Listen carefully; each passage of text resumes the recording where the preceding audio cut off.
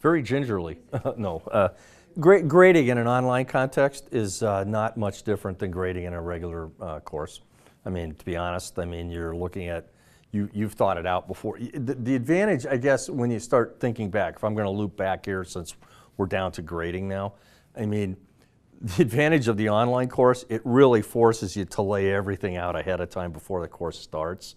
There are a lot of us that teach that actually, I don't want to say we wing it, but you certainly adopt and change a lot. It's much more difficult to do that in the online world.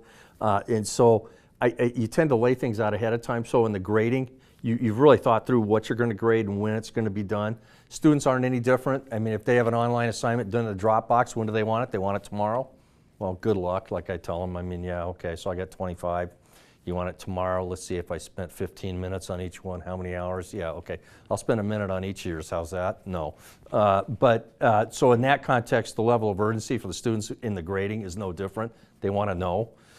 So I do recommend that you have some touch points here and there, because if you just grade participation, which is the real key cornerstone in that online course, is their discussion participation. Much different than a traditional classroom.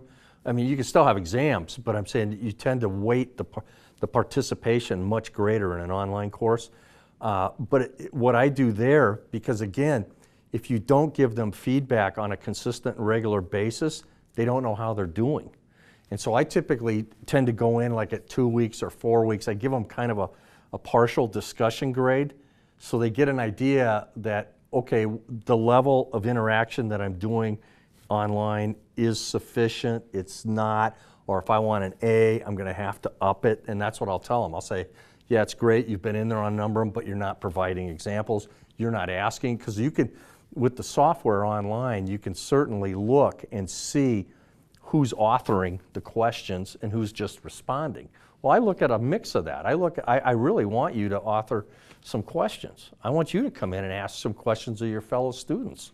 I want you to respond to some of them. So I look at that, but by way of grading, I make sure that I go in pretty early on, typically a second week or right around there, and say, okay, not sufficient, you need to get involved more. So you give them a little push if they need it. The other thing, papers, same as always, you know, due dates, grade them, exams.